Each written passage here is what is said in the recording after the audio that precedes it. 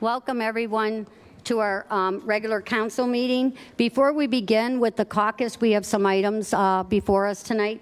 To get started, we have Council Member Christine Heim and Executive Eileen Shapiro will present a joint commendation to 13-year-old Emma Lindy of Talmadge, who won the summer's T-Mobile Little League Home Run Derby Championship. If Emma, would you like to step on up? All right, yeah, Emma, if you come up here and stand with us.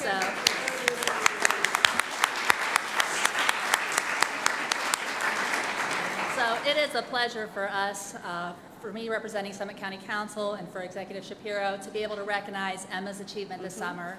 She's here with her dad, Tom. I told Mom we'd say hi, Mom, because she's going to be watching on Facebook Live as we present this commendation tonight.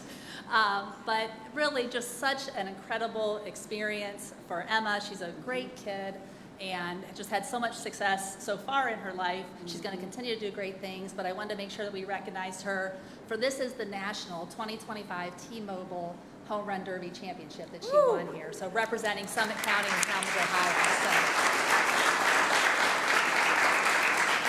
I'm going to read all this because I want everybody here and out there in Facebook to know what all you accomplished this summer and how impressive it really is. So whereas on August 22nd, 2025, in Williamsport, Pennsylvania, Emma Lindy, age 13 of Talmadge, Ohio, won the T-Mobile Little League Home Run Derby Championship, televised live on ESPN, the worldwide leader in sports. And whereas Emma's smooth, consistent swing generates easy power, making her the favorite at most competitions she's entered. And I will tell you, it is still out on YouTube, so if you get a chance to go out and check this swing is impressive. I mean, it is one of the sweetest. I texted her dad, and I said, that is one of the sweetest swings I have ever seen. And it was so effortless. It was fun to watch. So in Williamsport, she hit 12 home runs on only 19 swings in the first round. In the semifinals, she hit 9 homers out of the first 10 swings she took to advance to the finals with nearly 40 seconds to spare on her 90-second clock. So she already beat her competition with those first 10 swings. So, whereas in the final, Emma defeated Olivia De Raspini 19-11. After a slow start in the championship round, she hit 19 home runs on 26 swings, including an incredible run of 8 home runs on her last 8 swings to finish strong and capture the title. The other thing that was most impressive, and I'm going to keep going off script here, but the other thing that was most impressive about Emma is she was cheering on every competitor as they made their effort. And she's such a great teammate to the people that she works with and the girls that she met over that summer period. Even when the girl, I think it was the championship round, was starting to struggle, Emma's yelling at her, "You've got a timeout, you've got a timeout," so that she knew to collect herself and continue to keep playing, and to keep swinging. So whereas Emma's championship journey began by winning the Talmadge Little League competition on April 28th following the Talmadge Little League parade, in that competition she hit 51 home runs. From there, she went to Coolray Field in Atlanta for the regional competition on July 13th in 2025. In 2 rounds, Emma won that title with 27 home runs, 13 in round 1 and 14 in round 2. And whereas, in addition to hitting home runs, Emma was also named the 2025 Region 2 Stripes All-American Team with USA Softball and Talmadge Little League 12U All-Stars. They were Ohio Majors District Run champions. She plays softball for the Ohio Outlaws, where she is a shortstop and a pitcher. And she also plays volleyball for Talmadge Middle School, who 8th grade team just won their tournament this past weekend in their bracket. And for Nova Juniors Volleyball Club. She's even a better student, earning straight A's in her final grading period for last school year. So now, therefore, be it known by all and declared by this council and executive of the County of Summit, State of Ohio, that this council and executive congratulate Emma Lindy on her T-Mobile Home Run Derby Championship and wish her continued success as an elite student athlete, both on and off the field. And we urge all citizens to join in celebrating her on this 6th day of October in the year 2025. Woo!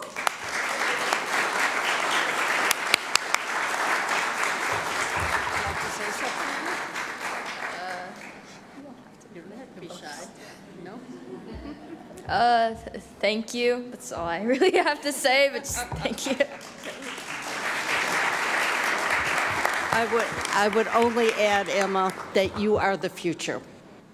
You have created something, and you're a doer, and you do it with a smile, and you do it with teamwork, and your future is just bright ahead of you, and we are just all very proud of you. Thank you. We appreciate you.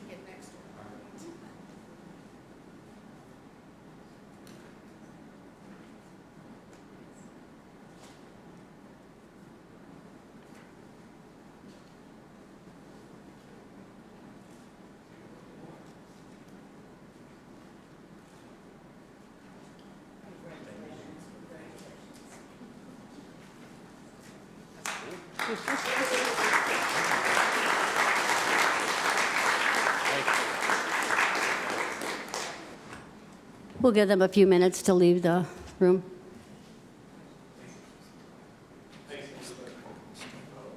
Do what? Okay.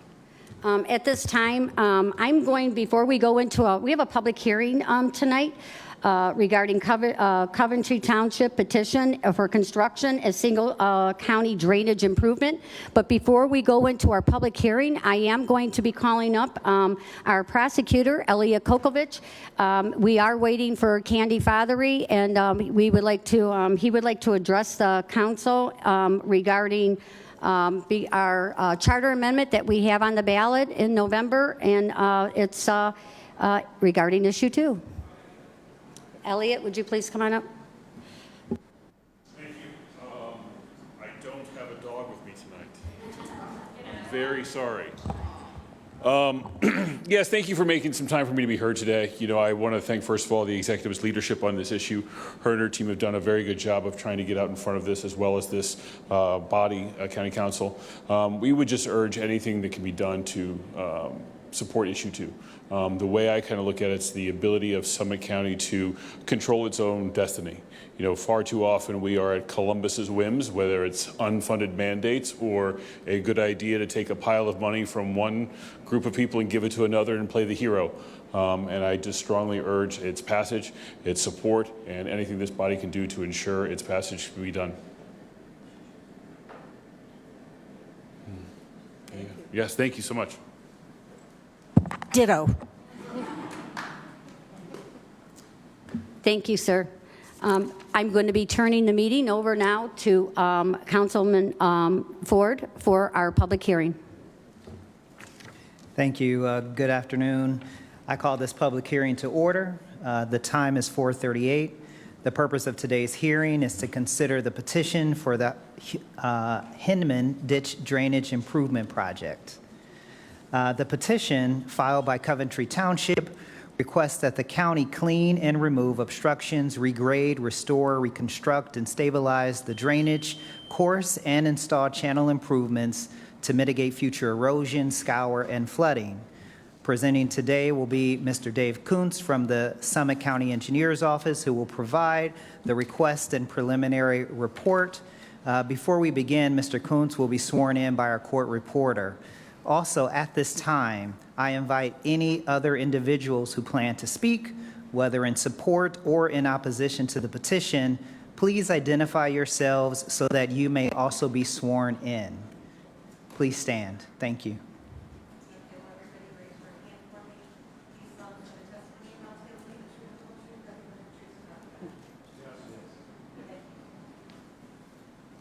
Thank you, Mr. Kuntz. You have the floor.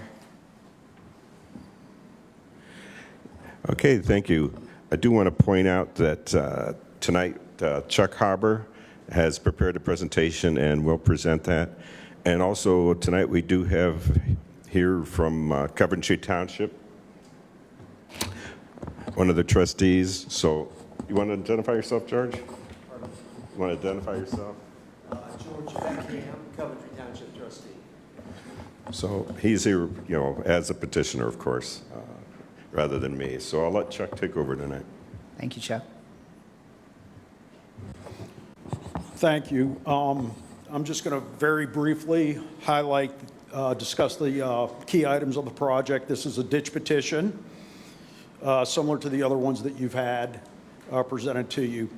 This particular project is in Coventry Township, and what we are going to do is regrade Hinman Ditch, just like we have with all the, similar to the other projects. The ditch is shown as the light blue lines that are running east to west and kind of northwest. We are constructing a proposed detention basin within an existing wetland on the northerly side of the condominium buildings on Penguin Avenue. And then we are also reconstructing and expanding an existing detention basin that's shown on the right side there. That detention basin provides stormwater management for the Coventry Crossing subdivision and is located within the city of Akron. We're going to move debris and encroachments from along the streams. We're going to clean the existing culvert under Glenmount Drive, and there'll be a photo later to show you the importance of that. We're going to modify the existing stream so that the water flows better, connect a new stormwater basin, enlarge the Coventry Crossing basin. We're also going to replace an existing culvert or install a new secondary culvert parallel to the existing culvert under Interstate 277 where Hinman Ditch crosses 277. The cost of this culvert replacement will be paid by ODOT. And we believe that these measures will help reduce flooding and erosion and improve the water quality. If you look in the top left, the picture at the top is the blue shaded area are the existing flooding limits for the 100-year storm event.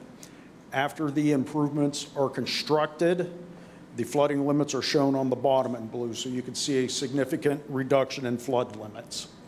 And if you also notice too on the top photo there are several of the condominium buildings that are within the existing flooding limits.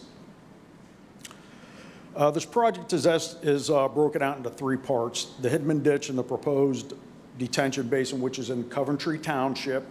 We estimate that at about $283,000. This part of the project is within the Surface Water Management District, and the Surface Water Management District will pay for the design, permitting, and cost of the portion within Coventry Township.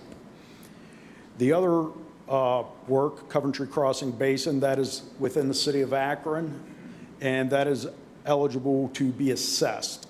That will not, the funding for that will not come from the Surface Water Management District, and the same with the culvert crossing at 277. That's within the public roadway, and that is eligible for assessments. We're going to construct this project in accordance with the ditch petition process defined in Ohio Revised Code Section 131, except we will not assess the benefited property owners within Coventry Township because they're within the Surface Water Management District. The city of Akron and the Ohio Department is not within the district. We're going to obtain easements under the Ohio Revised Code 6131. There is an existing 60-foot wide easement over Hinman Ditch now. We are going to modify that easement where necessary and establish new easements where necessary. Other easements such as access easements that are not parallel to the stream, we will compensate those property owners, and those will not be part of the long-term easements. Those will just be temporary. To start off with this project, it was in April and this year, we had a workshop at Coventry Township. I explained the project to the trustees. They filed a petition. The legal notice was posted, and we had a public viewing at Coventry, and here we are on October 6th as the first hearing. So we're going to be asking council to vote to either proceed with the petition or dismiss the petition. We expect to have the final plans and final report prepared sometime in 2026. And again, as with all projects, there is a process to appeal any council decision from the residents. The engineering, we began the engineering on this project in July of 2023. We expanded the scope of the project in July of 2024 to include the Coventry Crossing Basin. In October of 24, Environmental Design Group has prepared concept plans. We advanced those concept plans to preliminary plans in 2025. And in June, we expect to have, in June, we authorized EDG to prepare the final plans and estimates and hydraulic modeling. These are some of the pictures. The top picture is Hinman Ditch. You can just see how it's overgrown with vegetation. The pictures on the bottom is the culvert crossing under Glenwood Avenue. Probably about a third of the pipe is filled up with sediment, and it significantly affects the drainage. This is the Coventry Crossing Basin. Lack of maintenance, you can see trees are growing up in it. This is the project. The top view is the existing Hinman Ditch. Starting at the left side is where the ditch crosses I-277. We're going to regrade the existing ditch, maintaining its existing alignment. When we get to the east end of the ditch near the apartment buildings, we're going to move the ditch slightly to the north to get the ditch further away from the buildings and to construct a proposed detention basin on the north side of the ditch. And on the right-hand side, you can see the Coventry Crossing Basin. We're going to regrade that and expand that. If you have any questions, I can answer them. Yes? So I know that you're a township trustee from Coventry here. Is the city of Akron engaged in this with you at all, and what is their feedback? The short answer is yes. We've had some preliminary discussions with them. Nothing has been finalized. We will have further discussions with them as the plan advances, if the petition does advance. And maybe this is a question you can't answer, which is fine, but I know because Coventry is a part of the stormwater district and the city of Akron is not, but do they have stormwater funds they could allocate to this? I do not know. Okay. Those are discussions we'll have with Akron when we get more refined cost estimates. Thank you. The picture that you showed, the Coventry Crossing Basin, lack of maintenance, whose responsibility was it to maintain it? The homeowners association, that is who owns the property, and we've had an initial discussion with the homeowners association regarding this project. They're not opposed to the project, but we have to have more discussions with them. Had it been maintained, would we be where we are now? Yes, I believe so, because because they're not maintaining Hinman Ditch. It's a two-part. Okay. So this is the Coventry Crossing Basin. Doing that is just adding more stormwater storage. Yes. You stated that Summit County would be the one maintaining it if this proceeds, if it goes forward. Is that correct? The Hinman Ditch portion, yes. The ODOT, the culvert crossing under ODOT, no, we would not maintain that. The Coventry Crossing Basin, that's undecided yet. We don't know if that's something we could take over. It's in Akron, so we can't spend surface water funds for that. Right. So the homeowners associations have not been maintaining it right now. So if this proceeds and goes forward, then we will be responsible for the future maintaining of this ditch, or will the homeowners association be responsible? As of now, the homeowners association would still be responsible, but that, correct me if I'm wrong, Dave, that could be something negotiated in the future as to where we would maintain it but assess them. But the key is that basin is not in the surface water management district, so we cannot use those funds. Any other questions from council? Thank you. Are there any individuals who wish to speak in favor of the petition?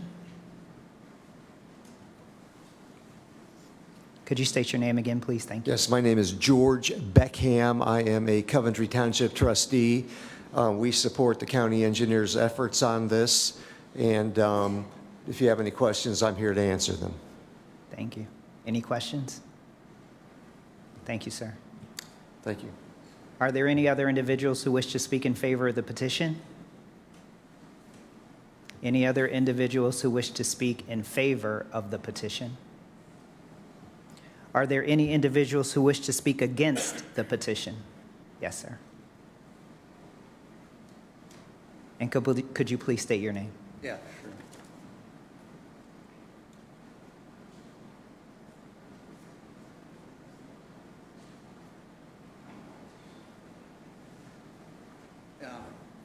Gary Peters, I live in the condos, which sometimes are being improperly referred to as apartments, and I live actually 10 feet from the ditch. And every time I see these presentations, it changes, so it's kind of hard to keep consistent. But I have 6 pages of comments, which if you want to discuss, we can stay till midnight. But this isn't my opinion. I've been doing a lot of research. I've been to Columbus several times, talking to the state agencies, talking to the federal agencies, and this is really the questions they've been asking me or pointing out to me that it's not my opinion. This is what other people are wondering about. A lot hasn't been said. First of all, it's being implied that Hinman Ditch has a drainage flooding problem, that the water that falls on it is flooding. The real issue is Brewster Creek, just on the north side of the freeway, that it always comes over, overflows down Glenmont and comes in. That we don't have a drainage problem as long as the original Hinman Ditch, as you just mentioned, is maintained, we're okay. It's always been Brewster Creek. And in fact, former Coventry trustee Cal Barone even mentioned this at one of the trustee meetings. So you got to understand, it's not a drainage problem. This is a Brewster Creek problem. Other things that haven't been pointed out is since the major flood in 2011 where Brewster Creek flooded in, a lot of significant flood mitigation work has been done, and that hasn't been brought up. The cemetery tore out the concrete tubes, pipes that were in the cemetery and left it a big ditch. They redid the bridge inside the ditch. The condominium association dug out their part of the Hinman Ditch, and they also built a berm to divert some of the water away. We haven't had a flood in almost 14 years. So when you hear that there's recent flooding and continuing flooding and significant flooding, that's all incorrect. We're not in a designated flood zone. The banks, the mortgage companies, the insurance companies don't require flood insurance. Since the work was done in 2011, 2012, our average home values have gone up 140%. The floodplain has deciduous trees growing in it, marshes growing in it. Does this sound like a place that needs a $2.5 million project? We need some maintenance on the ditch, the original basin. We need some other work. The Glenmont culvert cleaned out, which, as you saw, is full of sediment, which is not erosion. But we don't need a $2.5 million project that's going to degrade our neighborhood by cutting down all the trees and putting up these commercial basins. It's going to ruin our heat shield with the shading, which nowadays we have 90, 95-degree weather days. And the condos in particular have cathedral ceilings. They don't have an attic. So any sun that comes on those roofs goes right into the upper floor. And even today, my upper floor is 85 degrees in October. So losing those trees is really important. It's not just the aesthetics. And then third, it's also our noise barrier with the freeway. One point, which may negate all the rest, and this will come as a surprise, Coventry Township did not request this petition. When I was in Columbus, they told me it's invalid. They had a special meeting. George was excused at that meeting, so he wasn't there. And we talked about it. Never passed a motion. And as you know, sitting on this council, you act by passing motions and resolutions and voting on it. It's not in the minutes. So they're telling me in Columbus, this isn't even a valid petition. So that may just negate everything right there. Second of all, when you file a petition, you're supposed to file a $1,500 bond. I haven't been able to find any record of any bond being submitted. I don't know if it was filed with you, I assume. I don't know if they filed a monetary bond. Well, if you recall, yeah, so there hasn't been a bond filed, which is supposed to, by law, filed with the petition. And if it was Coventry Township, it would have had been the Coventry fiscal officer.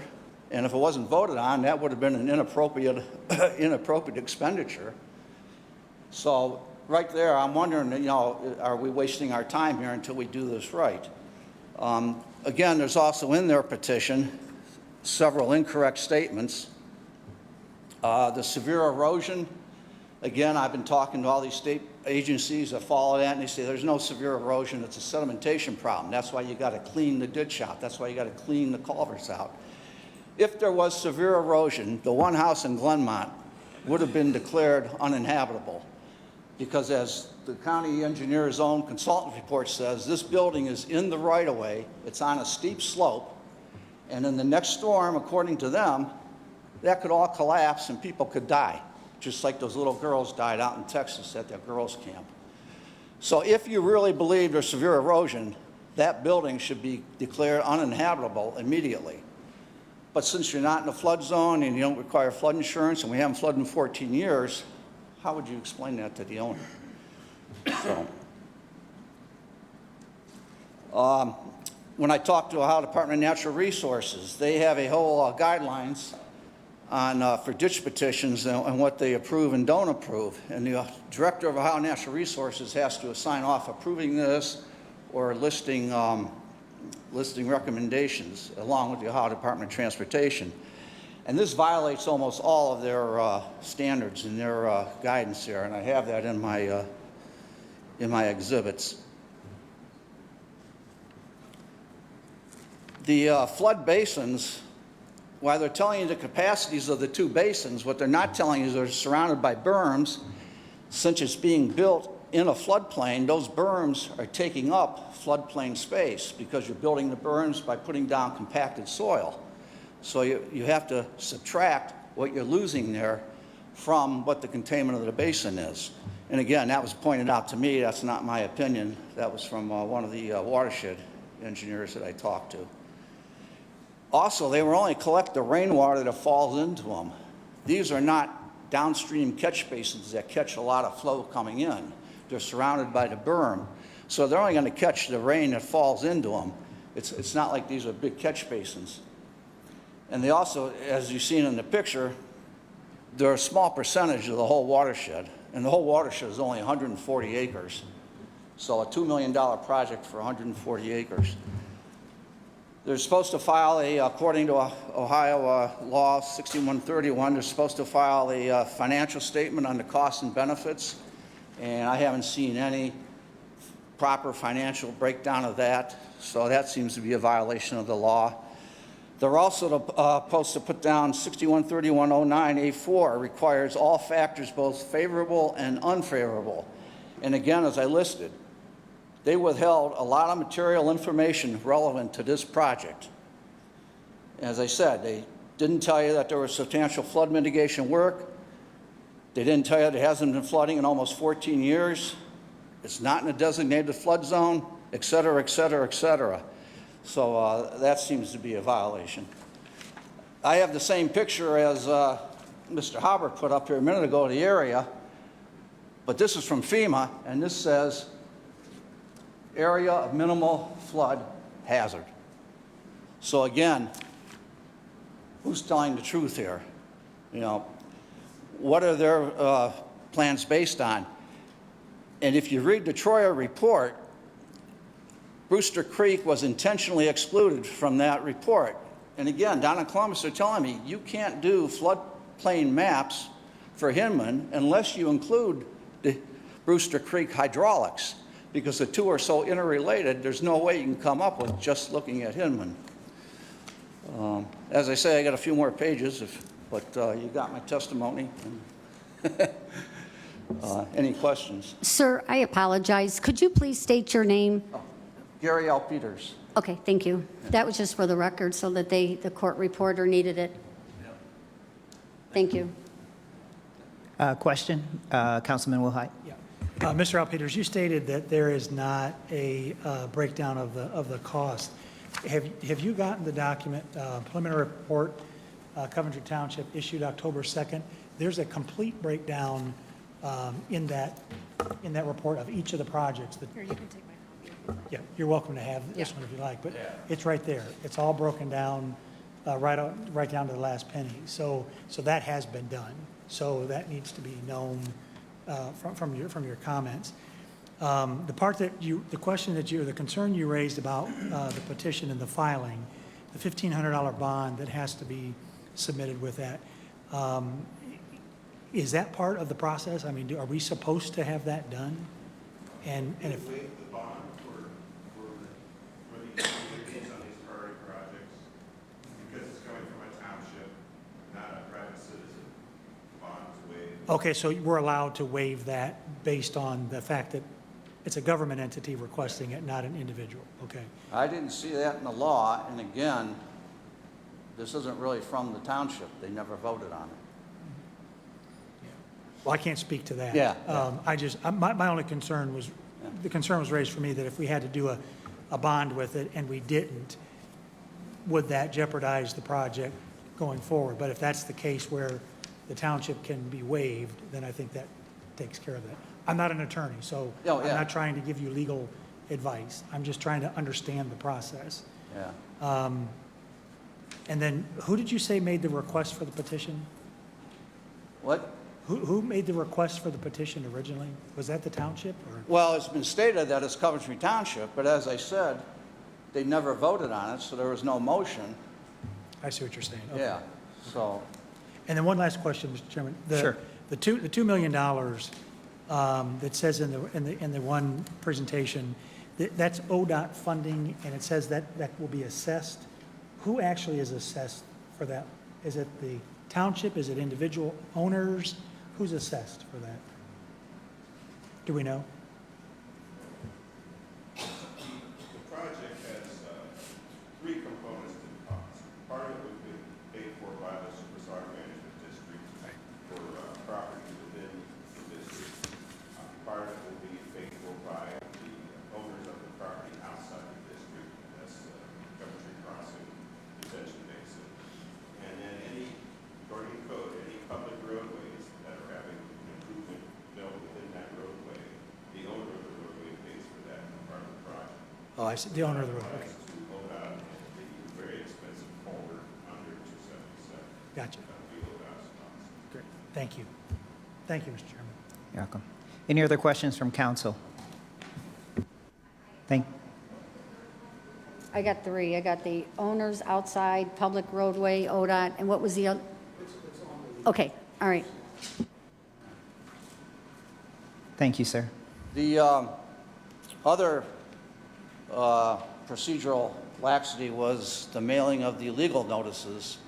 Supposed to go to all the owners, if you look at ORC 6131, and they didn't go to all the owners. In the case of Penguin Condos particularly, they only mailed the condo association. The condo association is not the statutory agent for the owners. So again, the legal people in Columbus were telling me that that was invalid, that process of notification. And apparently the same thing is also true with the Coventry Crossing, that they only mailed the Coventry Crossing Homeowners Association and not all the owners as required by law. So there seems to be a lot of procedural problems here. One more question?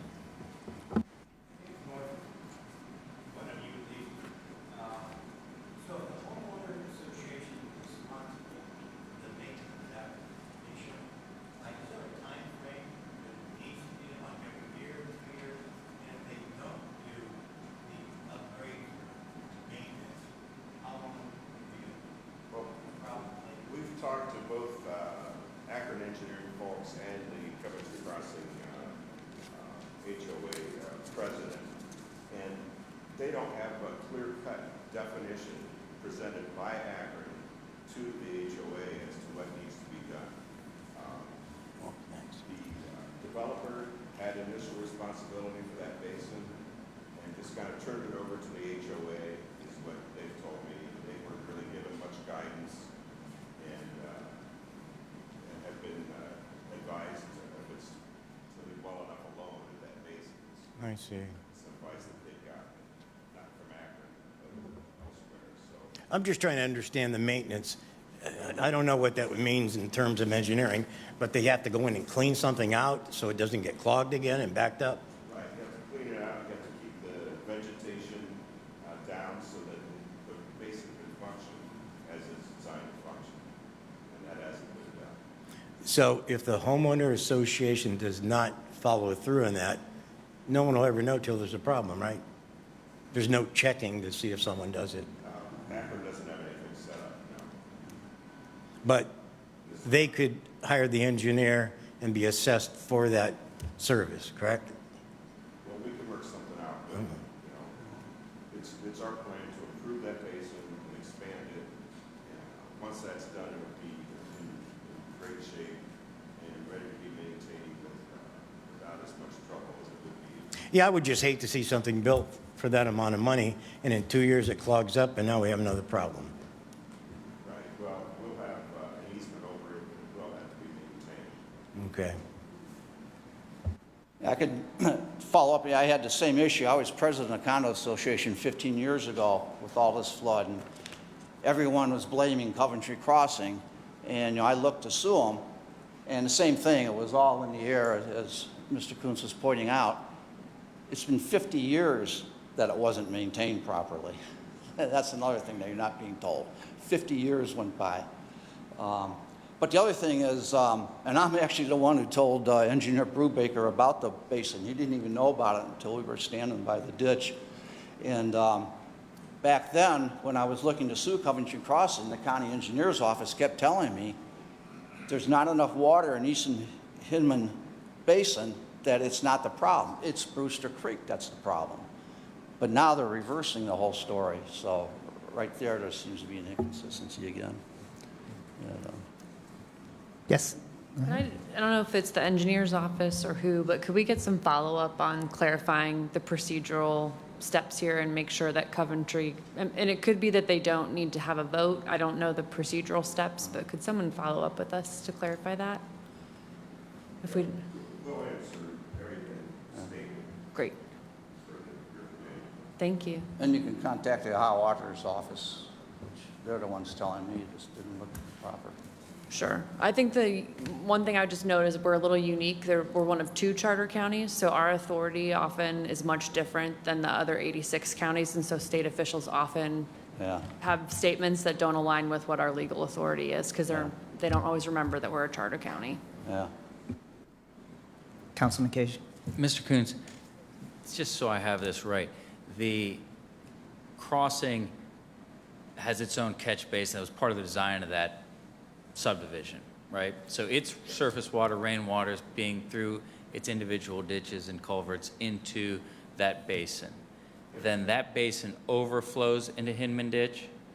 Well, it overflows, it does have its normal outlet as well. We determine it overflow when the thing is so full that it goes over the top. Sure. But under normal circumstances, it goes through a pipe and gets to Hinman Ditch. Okay. Its normal outlet is to go to Hinman. Okay. And so then Hinman Ditch is flowing west and then north into Brewster Creek? West, yes, and then northwest, under the highway, and then it's Brewster Creek, yes. Okay, so Brewster Creek is ultimately how we're getting water from this area out of town. Yeah. Right, it joins Brewster Creek Okay. and heads out. All right, thank you. Thank you, sir. Sure. Are there any other individuals who wanted to speak against the petition? Yes. I just wanted to note for the record, everybody keeps talking about Coventry Crossing HOA. We are here. You have to come to the mic. Oh, you did raise your hand? I raised my hand. Oh, okay. So. You have to yes. tell us your name for the record. So my name is Mark Derrig. I am the president of the Coventry Crossing HOA. There's been some conversations, obviously, with the county engineer's office. We've also had conversations with the city.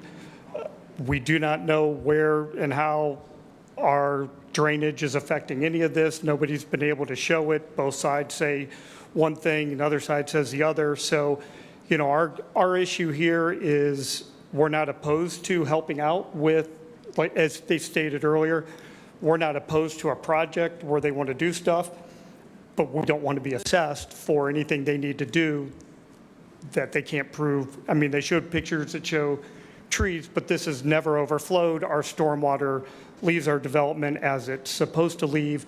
And I think probably the most important thing here is this area has been a flood issue since before our neighborhood was built. It was a flood issue before any trees ever grew inside of our basin. And if you tore our neighborhood down and removed every home and cleaned all this out, it's still going to flood. This has been going on since the beginning of time. So that's all I have to say. Thank you. Thank you. Any other individuals who wish to speak against the petition? Yes.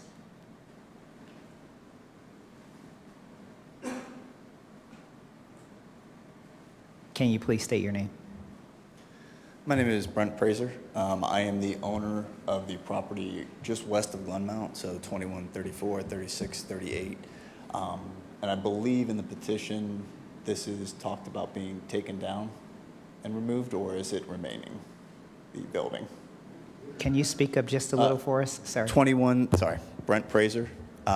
The address is 2134, 36, 38 Glenmount Avenue. It is the triplex just west of Glenmount. I'm just asking if it was. Okay, that was one of my questions that I had, because I thought I saw in one of them that it was discussed about being removed. Now in that area, I know they talk about having a 3-to-1 slope for the ditch. Obviously, this building is in the easement at that area. What is the solution at that portion then for that building?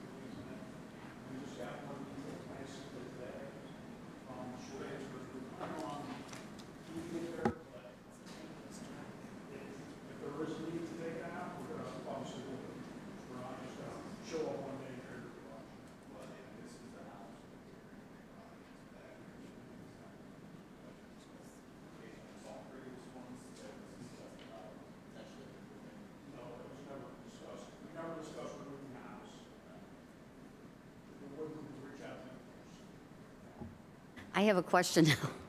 Was a garage built over an easement?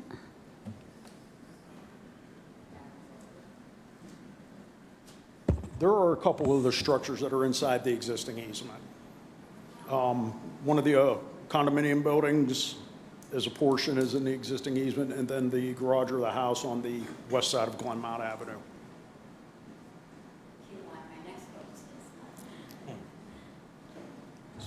Any other questions? Councilman Wilhite?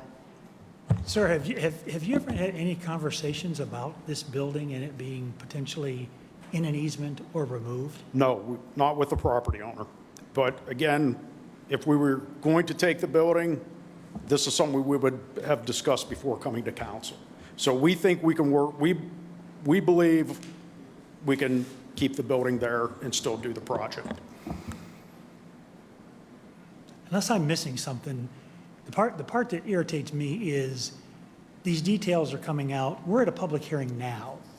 And I would expect that those things would have been all done before you got to this point.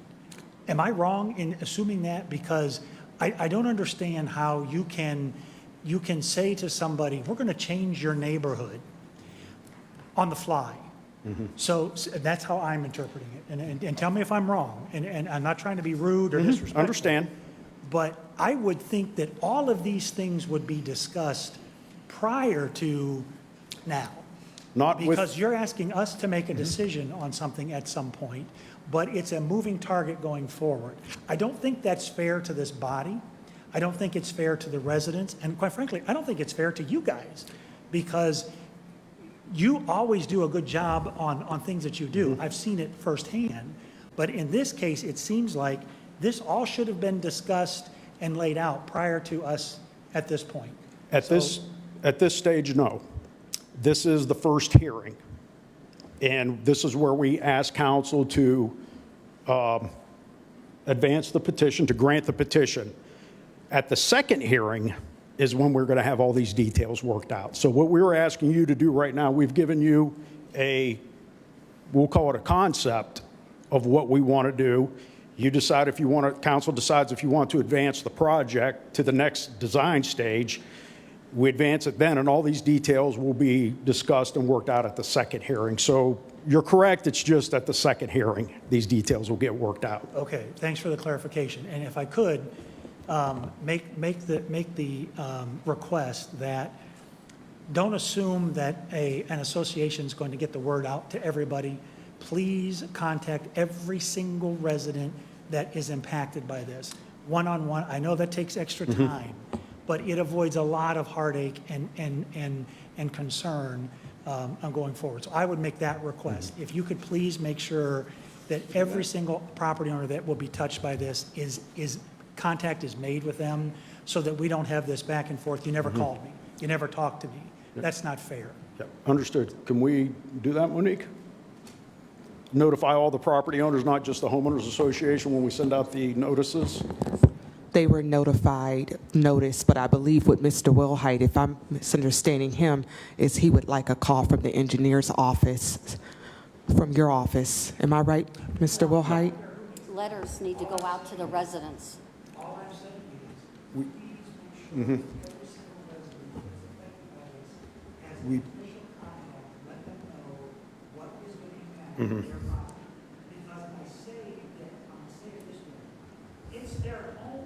Understood.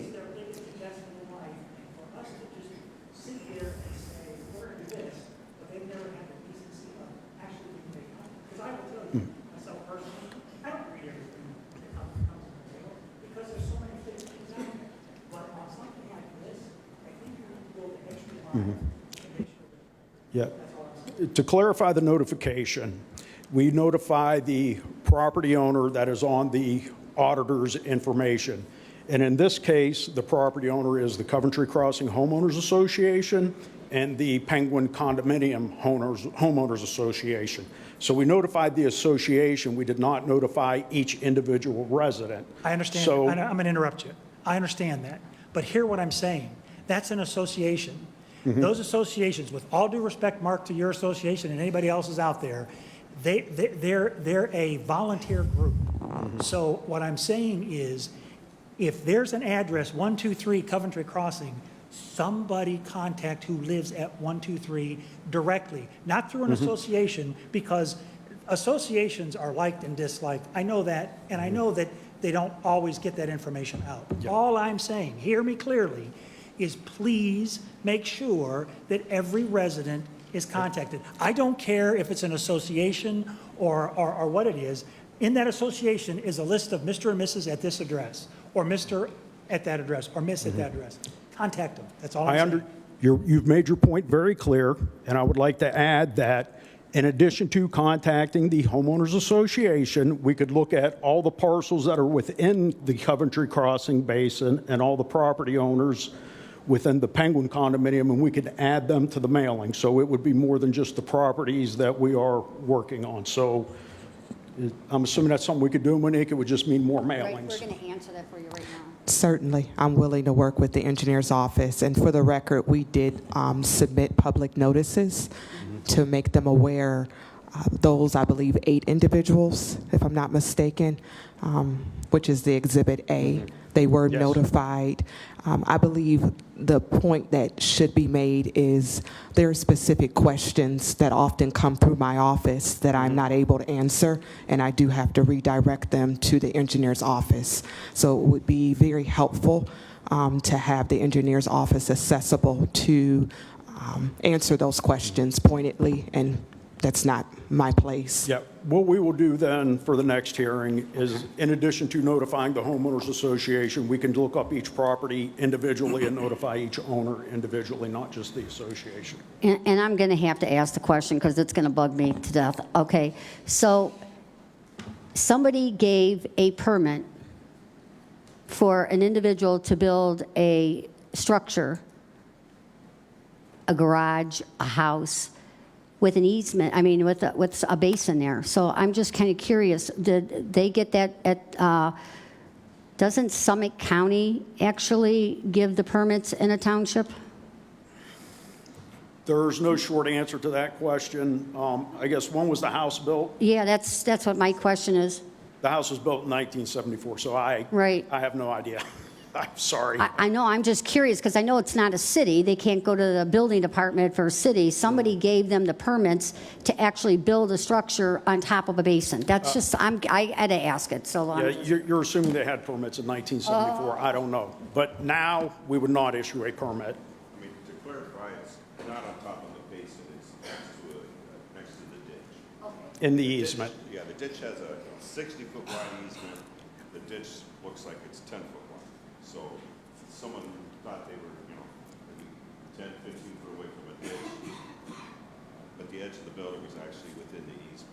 It's not maybe obvious to anybody out there, though there should have been something. Someone should have known there was an easement in the building, but something was missing years ago. Thank you. And obviously, it's got to be corrected. We do have structures that, once in a while, we do have a structure that imposes on an easement. Mm-hmm. Depending on the amount of imposition, is different tax that can be taken when we find that. Most of them we don't even find out about. All right, any other questions? Did you have any further comments, sir? Not unless there's any other questions. Okay. Did you have any additional comments? Thank you. Yeah, so I guess the time that I lived there, I purchased a property in 2013. During that time, in the last dozen years, I haven't seen any major flooding or been caused by it. I believe if we did have proper maintenance of the current ditch, that we might not have this situation at all. And also, we're looking at putting $2 million into another project. And I think as Mr. Donofrio, as you had mentioned already, if we're not doing maintenance now and we're going to have required maintenance in the future, what is a guarantee that that will continue to happen and that we won't put funding into something that will put us back into a similar situation in the future? So that is all that I have. Thank you. Thank you. So before we close, I wanted to note that anyone who wishes to provide an affirmation in support of this improvement or an objection against it may still do so. The record of this public hearing will remain open for 10 days for affirmations or objections to be filed with the council clerk. If there is no further business or comments, this concludes the public hearing on the Heinen Ditch petition. Thank you. The time is 5:22. Okay, back to me. Before I move on to our caucus sheet, our Sheriff Candy Fothery is here, and she would like to come up and talk to us regarding our charter amendment, issue 2. Welcome, Candy. Thank you. I'm Sheriff Candy Fothery, and thank you for giving me a few minutes to speak to you about the charter amendment. From a public safety standpoint, I believe that it's imperative that this amendment be supported. Should we not support that amendment and the state take action to reduce or remove some of the property taxes that will adversely impact my office specifically, since I am the largest amount of money that you spend it comes to my office. And it is because the fact that we run the jail, we handle the courts, we do all the civil process, and then of course we also do policing throughout the county. But if this were not to pass, it would adversely impact my budget and potentially cost me 1/3 to 1/2 of the deputies that work for me. And what that would mean is that for those that are not contracted and paid for, I would have to shut down portions of my jail, and I would have to also reduce what I would be able to accommodate for the courts themselves. So my statutory duties are the jail and the courts and civil process. And this would adversely impact 1/3 to 1/2 of my staff. And that would, in my opinion, that would be detrimental to the safety and the security of all the citizens here in Summit County. Since our jail predominantly holds felons with first, second, and third degree felons, the violent people charged with murder, rape, arson, and crimes of violence. That's who we currently hold in our jail. And if I were to have to reduce my staffing, I would have to shut down portions of my jail, and I'm quite certain I don't know where I would hold these people. They would have to be bonded out. They'd have to be set out on the streets because I can't humanely, following state law, run a jail with half of the people that I have. It's been difficult running that jail over the last 3 years with a reduced amount of staffing due to retirements after COVID. So, and there have been a significant amount of challenges that we've had doing this. It would be impossible for me to run that jail and keep violent criminals in the jail without a passing support for this issue. And I am open to any questions. No, I thank you then. Well, you've heard from our prosecutor, our sheriff, and now you're going to hear from me. There is a reason that we're doing this, and it is to control our own destiny to the best of our ability. Albeit a small portion of people's real estate taxes, it is a significant portion of the money that comes to Summit County. There are folks out there that are telling you that public safety is not going to be impacted if that's the case. That is not a truism. We urge you to support our efforts on this and get out the information to our constituents so that they know that this is something that's important and that we want to be able to do our part on what we can control locally to control our own destiny and cap it, and so that the people will know what that means to them. So we urge you to support it in any way that you can. Thanks, everybody. Executive Shapiro, I'm getting a lot of questions. Where could they get signs if someone would like a sign, and also any literature on issue 2? Well, Greta's office can provide you with the literature. The signs just came in. So okay, I would so they direct you could to Greta. contact the executive branch Yes. and get a sign? Okay, thank you. Because I Literally have just gotten came phone in. calls already on that, so I'm just up in my area, so thank you very much. Thank you. I would also remind you, as long as I'm up here, that there's also public initiative going to trying to get the petition signed, to get the knife one to go on next year to do away with all property taxes. So the state is trying to address that. Just because the state addresses it does not mean that that petition drive will go away. So again, we want to be able to control what we can control and save our folks as whatever we can save them on their property taxes. So thanks, everybody. Any other questions? No? Thank you. Okay, moving on. There is one motion. There are 15 first readings. There are 5 first reading passage requests, 2025280. David Horner will address council. Welcome, David. Thank you. David Horner from Summit County Juvenile Court. This is our 4th 3-year agreement, collective bargaining agreement with the Teamsters Local 348, which covers our detention officers, and there's one laundry attendant. This includes a 2.5% COLA for the 2nd and 3rd year of the contract. The Teamsters first came at juvenile court in 2017. There was a 3-year agreement, and then renewed in 2020, 2022, and now this is the 4th 3-year contract.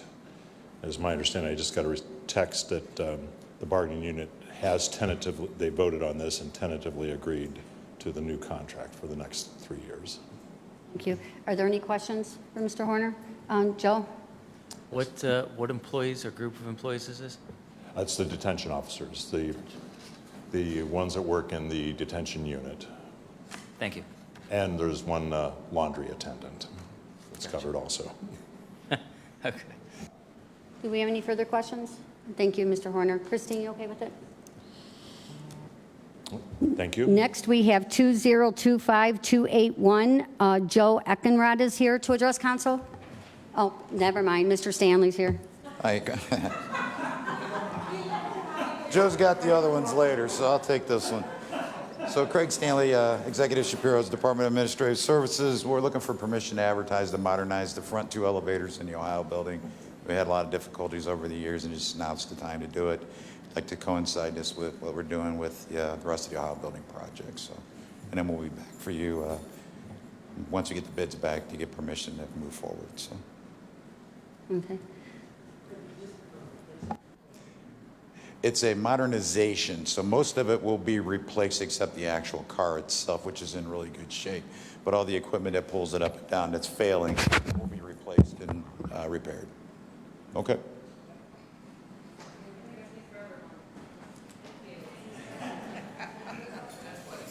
Oh, sorry. Thank you, Mr. Stanley. Next, we have 2025282. Lori Pesci is here to address council. Hi, Lori. Hi, good evening. Lori Pesci, Executive's Office, Department of Public Safety. This is a grant award received from ODRC. We just received the award document, the actual award contract last week. So we're asking for first reading passage to be able to stay within the time frame for the grant. And the sheriff is here to tell you about the project. I think it's an important project, so I wanted her to say a couple words.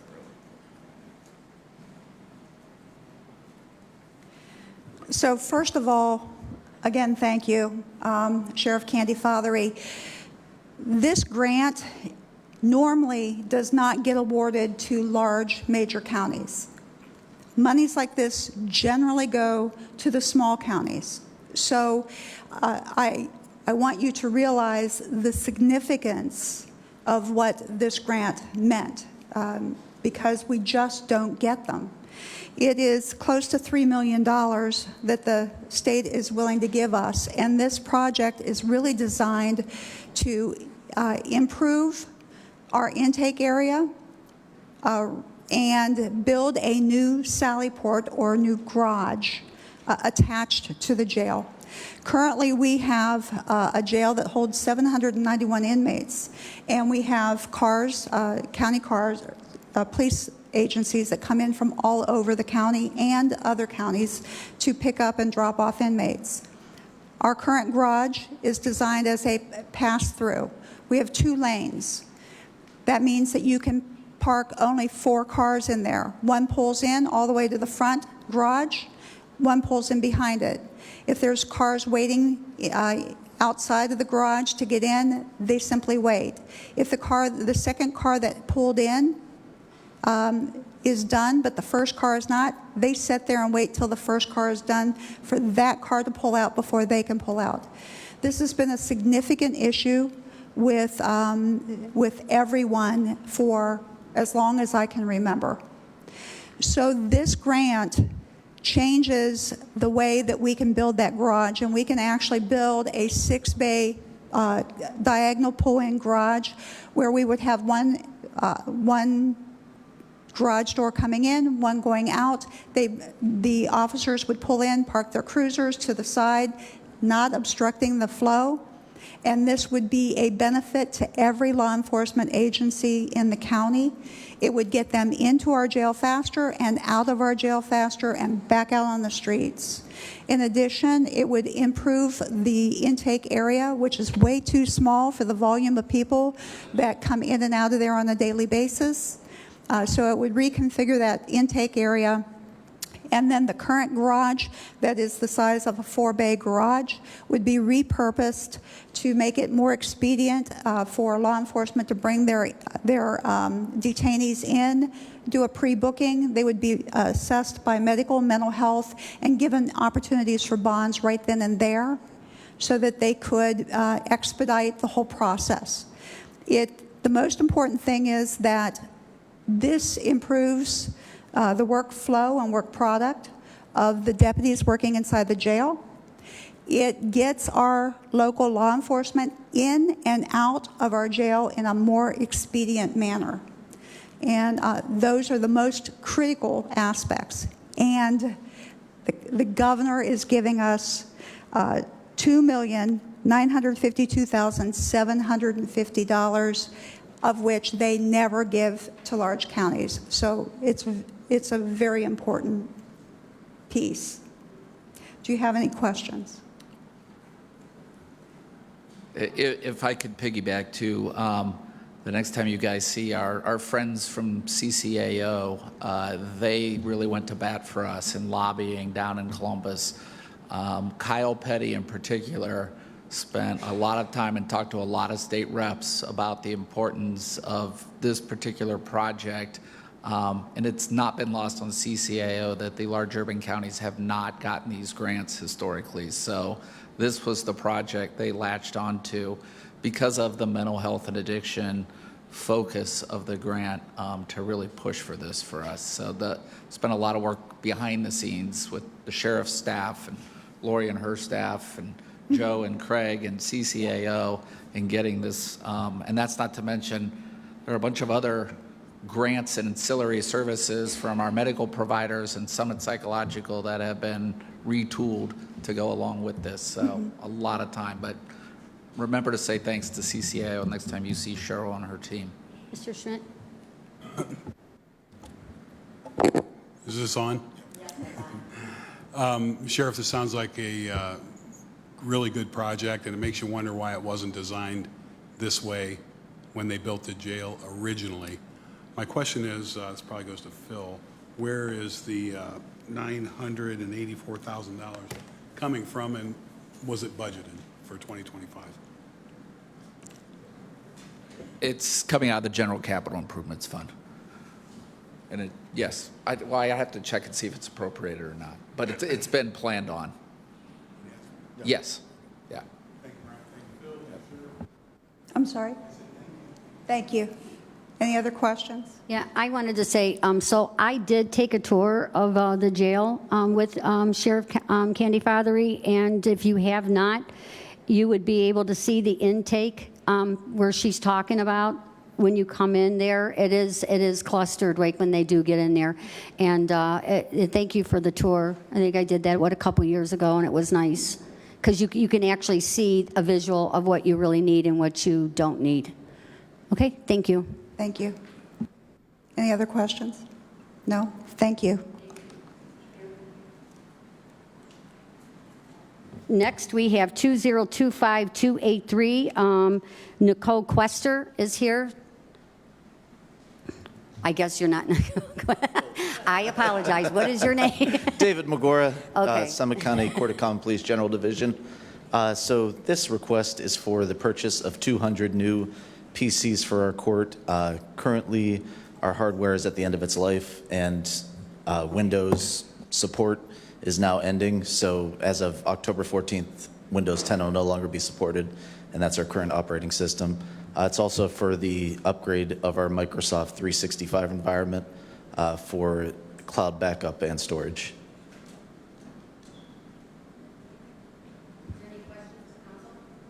Any questions for council? Oh, how do you spell your last name, sir? Magura. Thank you. Thank and you. I apologize for that. Council, I would point out too, David is the newly hired assistant court administrator, so you'll probably be seeing a lot more of him from Okay. the general. As of Welcome, 3 weeks David. ago. Thank you. And we have a question for Mr. Schmidt. Yeah, I guess I'll, for fairness, how much is, or where are we getting this from? Is it general fund? Was this planned for 2025? This is a computerization. Part special projects. Yeah, they're court funds. Yep. Absolutely. Thank you, sir, and welcome. Thank you so much. Next, Aaron, you okay with that one? Next is 2025284, Phil Montgomery to address council. Thank you, Madam President. Phil Montgomery from the Executive's Department of Finance and Budget. We have before council this cycle's appropriation legislation.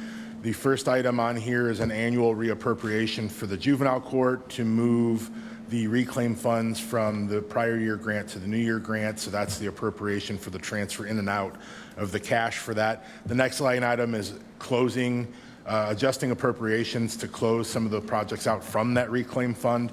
If we go on to the second page, we have a new grant for the sheriff to, sorry, this isn't a new grant. This is one of those adjustments for life to date to annual appropriations. The next one, $1.3 million. This was the county's local share for the CSEA match that we run through the mandated share fund. And so we had the funds available in there to do that transfer before June 30 to get it through. So now we need to put those funds back. That money has already been transferred.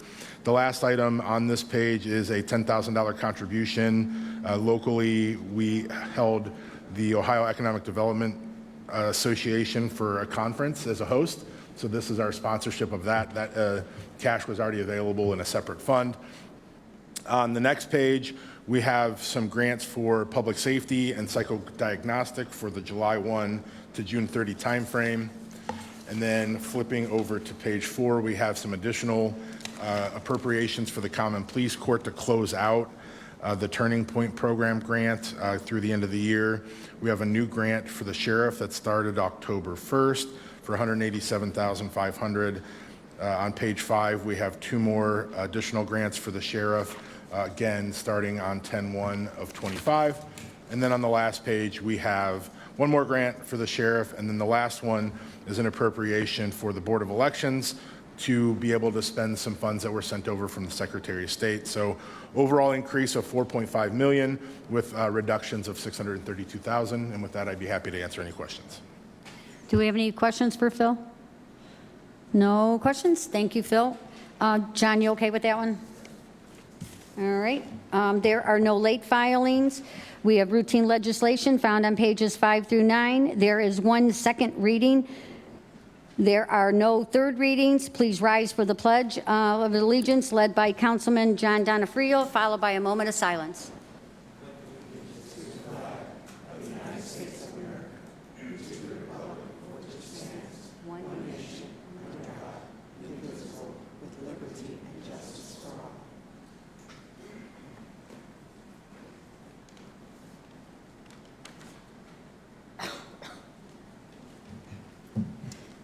Roll call.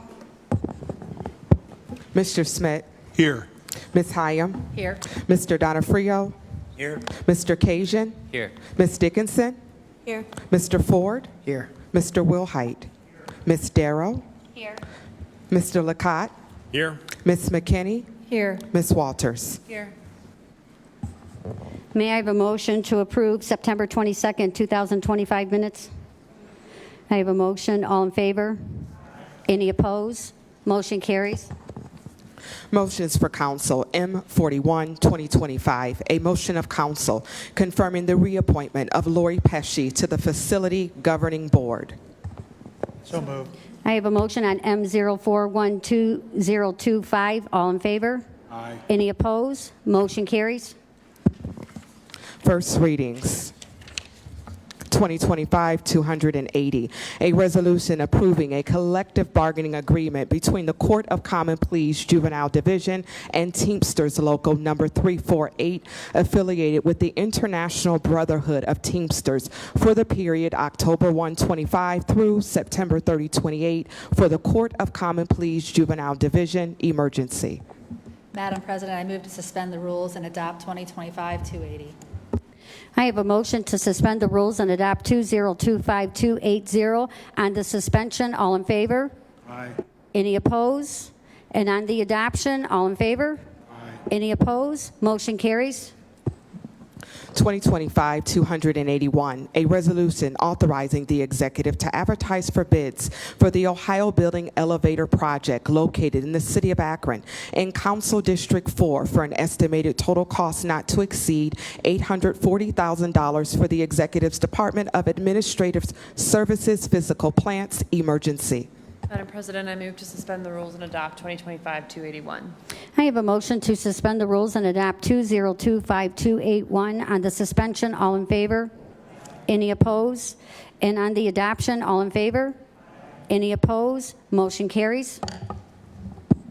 2025-282, a resolution authorizing the executive to execute any documents necessary to accept the award from the Ohio Department of Rehabilitation and Correction of a HB2 local jail chapter capital project grant in the amount of $2,952,750 with a 25% local cash match requirement of $984,000 for a total amount of $3,936,750 for the executive and the sheriff emergency.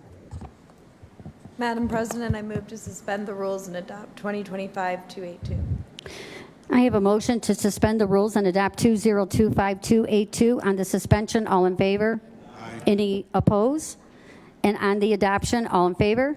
Aye. Any opposed? Motion carries. 2025-283, a resolution confirming the award by the Board of Control, subject to the approval of the Information Technology Board, of a purchase contract with BPI Information Technologies doing business as Talix at National Cooperative Purchasing Alliance pricing to purchase desktop computers and a server upgrade in an amount not to exceed $265,620 for the Court of Common Pleas emergency. Madam President, I move to suspend the rules and adopt 2025-283. I have a motion to suspend the rules and adopt 2025-283. On the suspension, all in favor? Aye. Any opposed? And on the adoption, all in favor? Aye. Any opposed? Motion carries. 2025-284, a resolution appropriating funds in order to meet projected expenditures for the balance of 2025 as set forth in Exhibit A for the Executive's Department of Finance and Budget emergency. Madam President, I move to suspend the rules and adopt 2025-284. I have a motion to suspend the rules and adopt 2025-284. On the suspension, all in favor? Aye. Any opposed? And on the adoption, all in favor? Aye. Any opposed? Motion carries. 2025-285, a resolution confirming the award by the Board of Control of a professional service contract with Apex Benefit Services Limited Liability Company doing business as Apex Health Solutions to provide medical administration from SumaCare, Ohio Health, and First Health Networks for a 3-year term from January 1, 26 through December 31, 28, and in an amount not to exceed $675,000 for the Executive's Department of Human Resources, Division of Employee Benefits, emergency. 2025-286, a resolution confirming the award by the Board of Control of Change Order Number 1 to a professional service contract with Apex Benefit Services Limited Liability Company doing business as Apex Health Solutions to provide administrative services for the county's SumaCare health insurance coverage and claims for a 1-year term from January 1, 25 through December 31, 25, and in an amount not to exceed $92,000 for a cumulative increase of 75.41% for a total amount not to exceed $214,000 for the Executive's Department of Human Resources, Division of Employee Benefits, emergency. 2025-287, a resolution granting design preparations for Coventry Township's Hindman Ditch Petition Drainage Improvement Project pursuant to Section 6131.12 of the Ohio Revised Code, emergency. 2025-288, a resolution confirming the award by the Board of Control of a construction contract with Boak & Sons Incorporated for the Women's Community-Based Correctional Facility, CBCF, roof replacement project located in the city of Akron in Council District 4 for an estimated total cost not to exceed $328,578 for the Executive's Department of Administrative Services Physical Plants, emergency.